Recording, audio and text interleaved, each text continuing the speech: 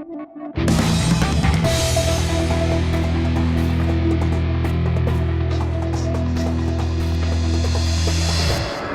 evening and welcome into the Bullring. I'm your host, Sam Hovan. So glad you have joined us for tonight, where we catch up with Matador athletics through the week, as well as taking a look at what's coming in the upcoming week for AWC athletics. We'll catch up with head football coach Tom Minnick, women's volleyball coach Jason Smith, as well as men's and women's soccer coach Kenny Dale, the busiest guy on campus.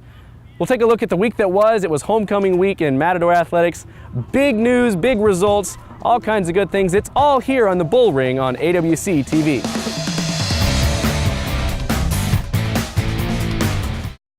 I am Samantha. I am from Yuma, Arizona. I am a nutritional science major. I am Arizona Western. You haven't missed your chance to take a class this semester. Log on to azwestern.edu/fall to register. Welcome back, everyone. I'm here with head AWC football coach Tom Minnick. Thanks for joining us this morning, Coach. Thanks for having me.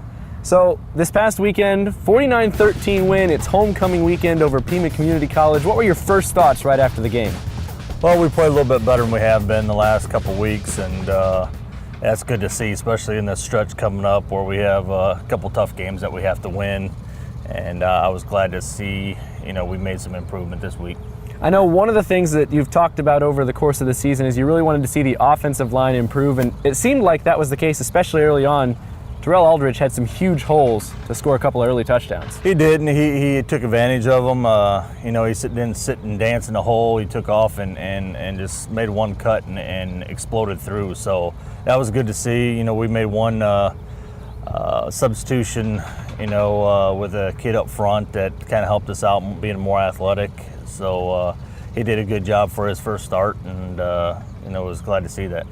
And then, of course, the change at quarterback. Everybody, I guess, would be talking about that. Trenton Hosick comes in. What was your assessment of his first start?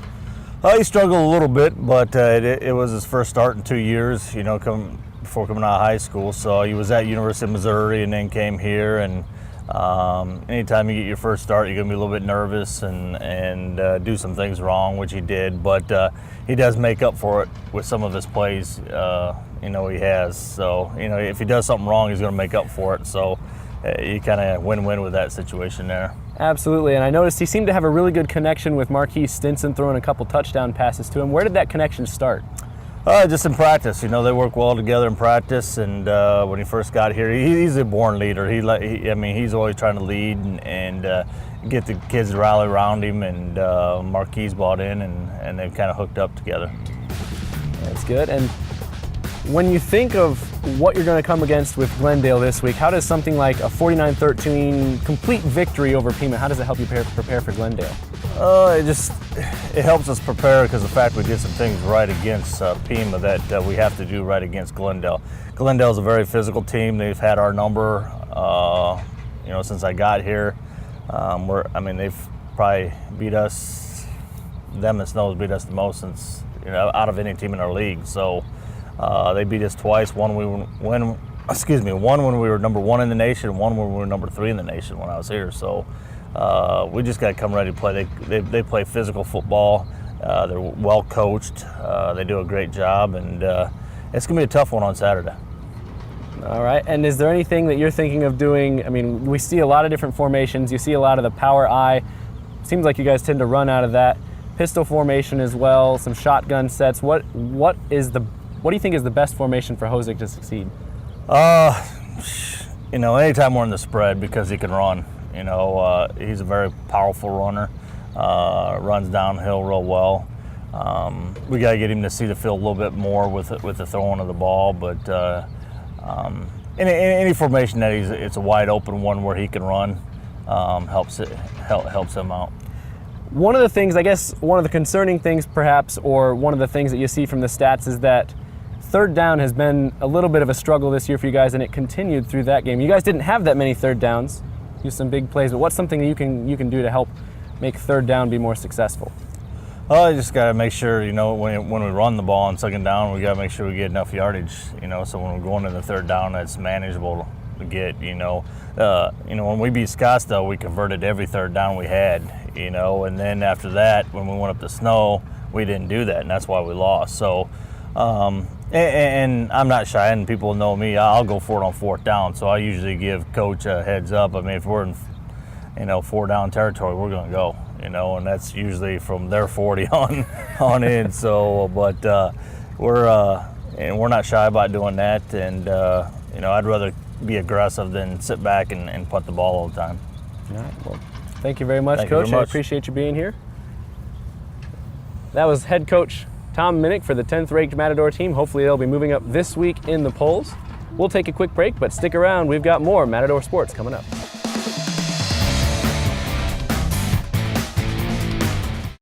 I'm Daniel. I'm from Yuma, Arizona. I'm a computer science major. I am Arizona Western. You still have time to register for late start classes at Arizona Western College. Get the credits in half the time. Log on to azwestern.edu/fall to register. Welcome back to the Bullring. I'm your host, Sam Hovan. We're so glad to have women's head volleyball coach Jason Smith joining us. Jason, thanks for coming. Thank you. How are you doing today? I'm doing well. Looking forward to a big week. You guys started off homecoming weekend with a big win over Yavapai College, a 4-set win, a team that you had beaten in straight sets the first time you played. What was your first impression after the game? We were just real sloppy that game. Anytime you get a win against a Division I team, you just take it and know that they can't take it back from you. But the entire team was undisciplined. And when that happens, I really need to look at myself. And if one or two players is not playing up to their level, then I need to make a sub. But when the whole team is doing it, it reflects on me. I got to make some changes in, the way we're planning practices and doing some different things and have some meetings with people. But I'll take the blame for our sloppiness because it was a team-wide thing. And we were talking before the show. You said this is the point in the season where it's a mental battle just as much as a physical battle. What are some things you tried to do to help that mental battle? We can take a day off. That will sometimes help. That's not what we're doing right now. We're doing confidence building drills with girls volleyball. I haven't had any 19 and 20-year-old girls ever come through here that were able to handle all of the mental challenges that we give them. And that is one of the reasons we're usually stronger at the end of October. We're working on their confidence and letting them realize, you're still a very, very good team. We're still, we're not quite tied for first place, but, virtually tied for first place. And by the end of this season, we still fully expect to be on top. We'll find out if the changes that we've made, throughout the course of the weekend and the meetings that we've had, if they're really going to work. And if we can make a change without losing a match, that's a sign of a very good team. And we'll go ahead and talk about earlier in the week, you guys did give South Mountain Community College their first loss. Mm-hmm. It was at their place, 5-set thriller. Mm-hmm. What did you take away from that one? It was, we saw an awful lot of the good side of Arizona Western, we saw the bad side, and it just changed just like that. First game, I think we missed 6 or 7 serves in the first game and lost 25-22. And it turned right around, and then we saw exactly what Arizona Western really is, that ball control team that will force other teams into mistakes. Beat them 25-14, and then we, Dr. Jekyll and Mr. Hyde, once again, we turned right back into that team that was undisciplined, and we lost game 3, and then 25-14 in game 4. Game 5, we're down at the side change, and then we played real strong to finish up. So, it's just we've seen exactly in that match why I think we're going to win and what could be our biggest weakness. You recently got Maria Del Mar Guzman Franco back. These were her first 2 games back after a couple weeks due to an injury, as well as you guys had a couple week break. What does she add to the team, especially coming in at the end of the year? Is it like getting a new player? She hit 400 against South Mountain, so it's really nice to have her. The real thing that you'll see, hopefully this week when we play Glendale here at home, is their blockers just follow her everywhere on the court. They know she's a returning first-team All-American and that she's going to get the ball, and it just makes it a lot easier for all the other hitters. We played, 5 matches without her, and we did very well in those matches without her, but it's a whole lot better for every hitter out there to have her on the court. And now you guys are riding a 7-game winning streak, trying to make it number 8 on Tuesday against Glendale. Mm-hmm. You have 4 games going on the road. I know some of the competition may not have been, up to the top of the conference level, but at some point you start winning those games, that builds confidence. Yeah, the matches that we've had that haven't been the highest level of competition, we actually played very well in those matches. So no matter, you look at the teams that we played in California, the scores were just dreadful. We were hitting those teams pretty hard. And once we get back into doing what we do, I really think this team is so much better on the first contact and second contact of the ball on our side of the net than other teams are, that ultimately it turns into that whole thing. Mike Tyson once said, everybody's got a plan until they get hit. And they don't play against teams that do the fundamentals as well as we do. But we need to get back to doing that better. And so you guys have one home game, then a 4-game road stretch, and then you close the final 4 at home. Yeah, just the way I wanted it. Let's say just the way you wanted it. It's got to be better to say, okay, we can get these road games out of the way and finish at home. Yeah, this next couple of weeks or about a week and a half from now, it's going to be tough. But you have to do tough things to get better.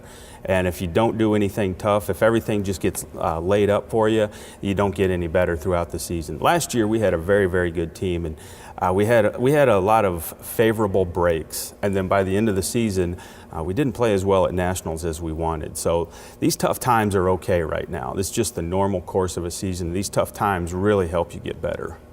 So I'd like to thank you for joining me, Coach. Thank you. Always it's great appreciate to be here. Your time. That was head women's volleyball coach Jason Smith. We'll be back after a quick break. You're watching the Bullring on AWC TV.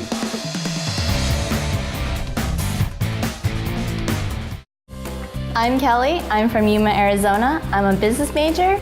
I am Arizona Western. You haven't missed your chance to take a class this semester. Get the credits in half the time. Log on to azwestern.edu/fall to register. Welcome back to the Bullring. So glad you've joined us for a night of Matador sports. I'd like to welcome in men's head soccer coach and women's head soccer coach, Kenny Dale. He's the busiest guy on campus. Thanks for joining us. Thank you. Thanks a lot. So we'll talk about men's soccer first. You guys were part of a great homecoming weekend for Matador sports overall. The men picked up a 1-0 win over a tough Mesa team. Yeah, it was a tough game. They had beaten us in Mesa earlier in the season, so we wanted to get that back. I think our guys played fairly well, and one of the things that's a factor is our facility is one of the best in the conference. So when we play at our place, I think we have a real advantage, not only with the facility, but the fans also. And obviously homecoming Saturday afternoon, you want to win that one too. And you couldn't have picked a much better day to play soccer. I mean, it was absolutely pristine out on the field. The field looked great. How would you rate what your guys did overall? I mean, you got to be a little frustrated early in the game, miss a PK, and then miss the rebound chance.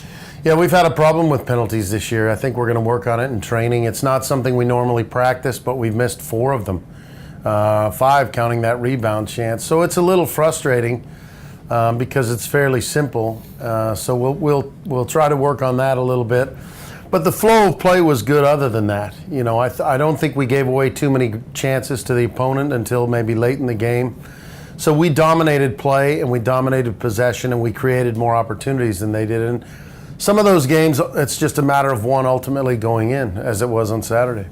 And the guy who scored the goal, Enrique Lopez, just in the right place at the right time, or did you see a good set piece? Yeah, no, I think he was in the right place at the right time. He's got a good left foot, collected it. I think he took one touch and then hit it in at the far post. Far post shots are usually successful, sometimes unsavable. So we try to encourage our guys to shoot there. And it wasn't just that one game this past week. You guys were actually pretty busy throughout the week playing, 4 games over the week? 3 games, yeah. We were at Scottsdale Tuesday, and then we played at Pima Thursday, and then we were home on Saturday. So 2 out of 3 road games. And the men did pretty well. We won at Scottsdale, we lost at Pima, but we won Saturday. So it's 3 games in 5 days. It's pretty tough. And we were able to win 2 out of 3, and so we feel pretty good about the direction we're going. How do you try to stay fresh when you have 3 games in 5 days? What are some things you try to do to just, The toughest thing is practice, because Monday practice, Tuesday game, Wednesday practice, Thursday game, Friday practice, Saturday game. So most of our practices are the day before and the day after a game. So you can walk through some things or try to do some classroom stuff, watch video, because physically the players are breaking down at this point in the season. It's halfway through the season. Fortunately, this upcoming week we only have 2 games, and I think it's two per week the rest of the way, which makes a huge difference in terms of coaching, and how tired the players are, especially if we have to travel twice. You know, we went to Phoenix Tuesday, came back, went to Tucson on Thursday, came back, so it was a long travel week also. And a big part of the upcoming schedule, 7 of your remaining 9 games are at home, and that's got to be a huge benefit, especially after you started on the road so much this year. Absolutely. It's part of the scheduling. It's kind of quirky, but 7 of our first 10 away and 7 of our last 10 at home, and so when it comes down to crunch time, coming down the stretch toward the playoffs, the other teams have to travel, and they're not used to it as much. So I think it's a real advantage for us if we can get to this point in the season in relatively good shape. Usually we finish fairly strong. Especially when you consider all those home games. 7-6 right now, 6-6 in the conference, but that's with the road-heavy schedule. Are you satisfied with where you're at? I'd like to have won a couple more of those games. Obviously, you'd always want one more wins, but yeah, with this group being 6-6 at this point is not too bad. We're mid-table. I think we're between 4th and 7th, which is always a very competitive part of the league, and with all those teams coming here, we've already got Mesa back, and so with all those teams coming to our place, I think we have a real advantage leading into the playoffs. And it looked like what you guys were doing, at least on Saturday, the game plan was dominate possession, don't let them get good counters. Is that something that you will try to continue doing Thursday and this coming Saturday? Absolutely. The key for us is winning flighted balls. When we do that, we're very good.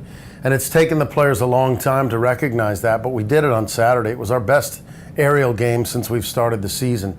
And I called a few people out and said, if you don't do this, you're not going to play. And if somebody else plays and they don't do it, we're not going to win. So winning flighted balls is really key. Some teams we play don't have a plan B. So if we can win flighted balls, we feel pretty comfortable. And on Saturday, it was the best we did all year in terms of winning flighted balls. And specifically, one of the guys that I at least noticed when I was watching the game was Jesus in the back. He pretty much nobody wanted to go up anywhere near him. Exactly. He's about 6'2", and he's really good with his head. And that's the thing we told him. We said, if the ball drops below your shoulders, you're not very good. But if you get the ball in the air, you're great. So we had to make him understand what kind of a priority it is. And finally he did that. We've tried maybe 3 or 4 players in that position, and nobody's really gotten the job done. So he was on his second crack at the end of the Pima game. I tried him again, and I said, if you get it done, we'll play you the rest of the season. And he really did on Saturday. He really got it done. All right, I'd like to thank Coach Dale. We'll come back in after a quick break. We'll talk about some women's soccer. You're watching the Bullring here on AWC TV. I'm Chelsea. I'm from Florida. I'm a psych major. I'm Alejandra. I'm from Yuma, Arizona. I am a biology major. I am Arizona Western. I am Arizona Western. Get the credits in half the time. Log on to azwestern.edu/fall to register. Welcome back to the Bullring. I'm your host, Sam Hovan, joined by men's and women's head soccer coach, Kenny Dale. We're back just like we promised. Now we're going to talk about women's soccer, and they had another tie, 1-1 this past Saturday. The only thing that was not a win for Matador Sports over the weekend, but it wasn't a loss. That's true. It's a difficult situation when you tie. A couple of difficulties. You got to play an extra 20 minutes. And our women's team has a lot of injuries, so we're very tired. We played 3 overtime games this week. And we've had 4 ties for the season, which isn't great, but it isn't a loss. And I think 3 of those ties have been on the road, so that's a good thing. If you tie on the road, that's a good thing, but tying at home, not so good. But at the end of a 3-game week, the first 2 games went to overtime. We lost at Scottsdale, we tied at Pima, and we tied Saturday. So that's an extra 60 minutes during the course of the week that the players had to play. So I'm not too disappointed in the result. It keeps us even in the table and keeps us competitive with a lot of other teams. The league has seen, on the women's side, the league has seen a lot of ties this year. And it's actually, at least for the women, it breaks a couple-game losing streak, the past 2 ties. They'd been on a 3-game skid before that. Especially at least the tie down at Pima. You have to be really happy about that. Scoring with 26 seconds left to send it into overtime. That was great. That was very exciting for us. You're usually not happy about a tie, but we were behind and it was on the road. So we were very excited about that. And it gives us the tiebreaker against Pima because we beat them in the first game here and tied them at their place. So if we finish even on points, we would take the tiebreaker based on head-to-head competition. So I was pleased about that. Asia Chavez scored with 26 seconds to go, and so the girls were very excited. The biggest problem on the women's side is injuries. We have like 8 players injured.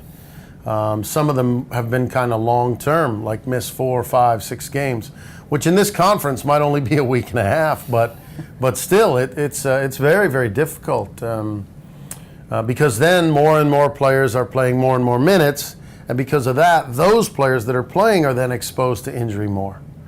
And it's hard to keep our energy up when we play 3 games in a week with only 16 players or whatever we have. So it's been very difficult. I know we talked about it with the men, but is there anything you've tried to do with the women, especially because of all the injuries, to help keep them fresh? Just a little more rest, a little less intensive training sessions. Usually we're playing the day before, the day after a game, the day before, the day after a practice, just like the men's team. So we've rested them a little bit more and walked through some things in training rather than playing as we normally would. And I think that will help. The girls are very mentally strong. You know, they're a very strong group. They've got a great team spirit. And even though they've taken a little dip, they're still together. And they don't point the finger at each other when things don't go well. They say, hey, next time we'll try harder, or let's just get after it again. And that's why the key thing with the women's team, we're a very difficult team to beat. We don't win every game necessarily with our injuries that we've had, but we're a difficult team to beat. And the girls fight it right until the last minute. So that's going to cause problems as we get into this stretch of home games toward the end of the season. That's something that when you play the full 90 or possibly 100, 110, however long the game has to go, that's got to be something that's encouraging. You see the team fight all the way through. That sometimes can be a tough thing to coach. Absolutely. That psychological makeup that the girls have is very good, both individually and collectively. From top to bottom, player number 1 to player number 23, they all want to be in there. They all fight hard when they're in there, whether they play 10 minutes or 55 minutes or whatever it may be. And they work hard for each other. And that's the team chemistry is difficult to come by, particularly in today's athletes with the examples they have out there. But they have a really good team chemistry and they work hard for each other. So I'm pleased with that. And at 5-3-4 right now, we talked about it during the break. The schedule sets up very nicely for you guys to make a run again at the end of the season, just like the men. I think so. I think it favors us being at home. I think we're better than many of the teams in the league if we have our full staff.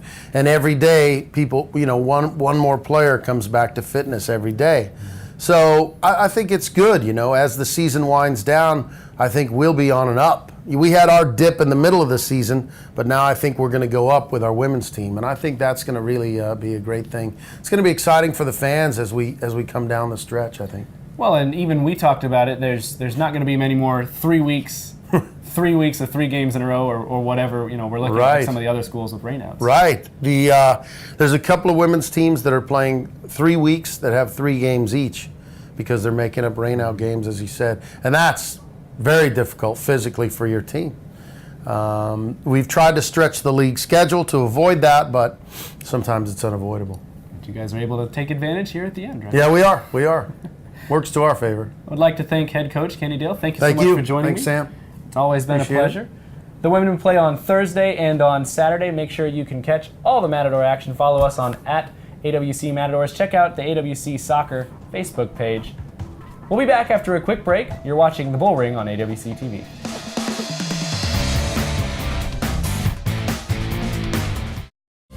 I am Clarissa Hernandez. I am from Yuma, Arizona. I am a nursing major. I am Arizona Western.